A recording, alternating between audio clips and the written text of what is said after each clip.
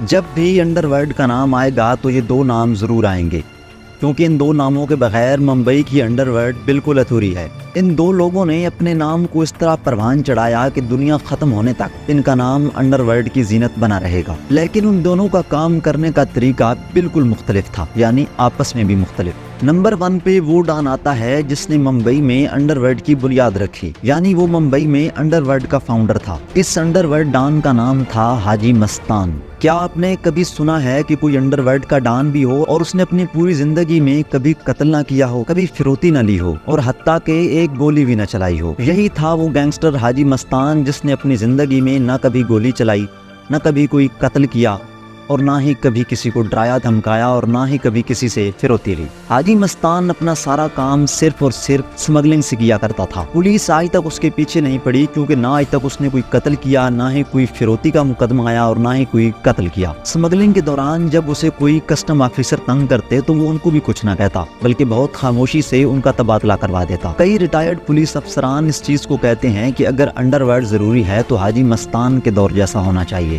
حاجی مستان بلا کا ایماندار آدمی تھا۔ ایک دفعہ کہتے ہیں کہ ایک آدمی نے حاجی مستان کو سونے کا بھرا ہوا صندوق دیا اور صندوق دینے کے بعد وہ آدمی گرفتار ہو گیا اور وہ 3 سال جیل چلا گیا۔ لیکن 3 سال بعد جب وہ حاجی مستان سے دوبارہ ملا تو حاجی مستان کے پاس اس کا سونے سے بھرا ہوا صندوق بالکل اسی حالت میں موجود تھا، اور حاجی مستان کی یہ ایمانداری دیکھ کر اس آدمی نے حاجی مستان کو آدھا صندوق سونے کا دے دیا اور حاجی مستان اچانک امیر ہو گیا۔ حاجی مستان وہ گینگسٹر تھا کہ جس کے کسی کام سے عام آدمی ڈسٹرب نہیں ہوتا تھا۔ لیکن دوسری طرف انڈر ورلڈ کا ایک اور بہت بڑا نام داؤد ابراہیم، جس نے قتل و غارت، اغوا برائے تاوان، فروتی اور بم بلاسٹ تک کچھ بھی نہیں چھوڑا۔ حاجی مستان کے بعد جتنے بھی انڈر ورلڈ کے ڈان آئے انہوں نے قتل و غارت کو اپنا شیوا بنا لیا۔ آج تک داؤد ابراہیم کا کوئی انٹرویو سامنے نہیں آ سکا۔ ہاں 2-3 تصویریں کبھی نہ کبھی سوشل میڈیا اور میڈیا پر گردش کرتی رہتی ہیں۔ داؤد ابراہیم 1993 کے ممبئی بم بلاسٹ کے بعد انڈیا چھوڑ کر دبئی شفٹ ہو چکے ہیں۔ 1993 کے بعد داؤد ابراہیم کا سب سے بڑا ذریعہ آمدن سونے کی سمگلنگ تھا۔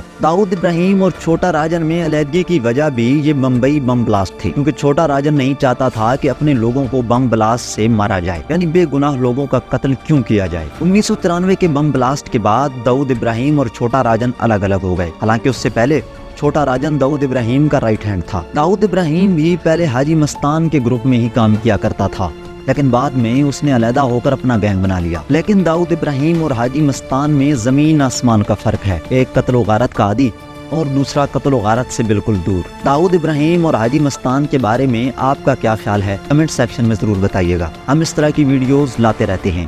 اگر آپ کو ہماری ویڈیو اچھی لگی ہو تو ویڈیو کو لائک اور شیئر کر دیجیے گا اور چینل کو سبسکرائب کرنا مت بھولیے گا۔